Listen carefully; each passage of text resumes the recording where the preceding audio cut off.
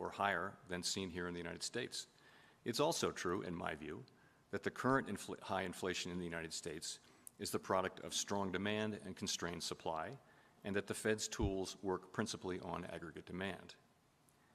None of this diminishes the Federal Reserve's responsibility to carry out our assigned task of achieving price stability. There is clearly a job to do in moderating demand to better align with supply. We are committed to doing that job. The second lesson is that the public's expectations about future inflation can play an important role in setting the path of inflation over time.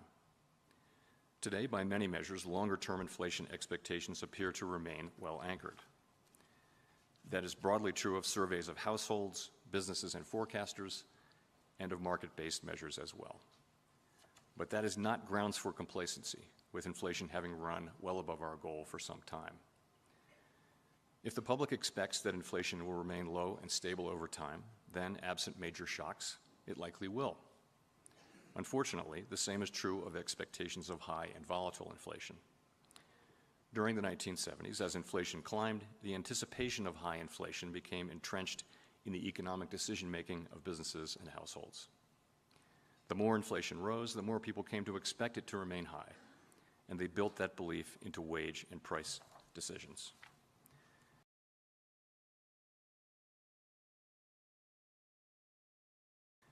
As former Chairman Paul Volcker put it at the height of the Great Inflation in 1979, inflation feeds in part on itself, so part of the job of returning to a more stable and more productive economy must be to break the grip of inflationary expectations. One useful insight into how actual inflation may affect expectations about its future path is based in the concept of rational inattention. When inflation is persistently high, households and businesses must pay close attention and incorporate inflation into their economic decisions. When inflation is low and stable, they are freer to focus their attention elsewhere. Former Chairman Alan Greenspan put it this way: for all practical purposes, price stability means that expected changes in the average price level are small enough and gradual enough that they do not materially enter business and household financial decisions.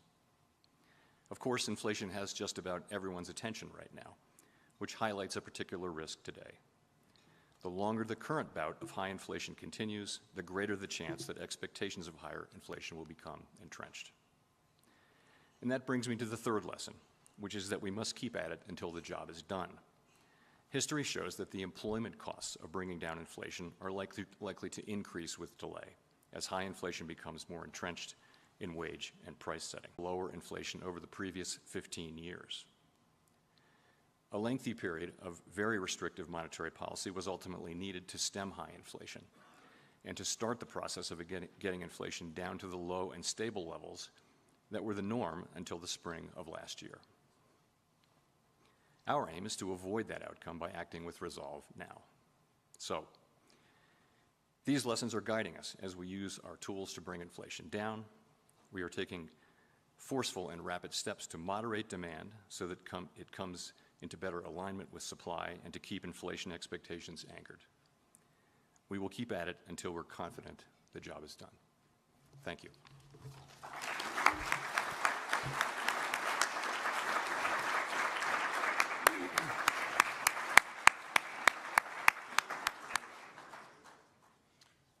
Thank you, Chairman Powell.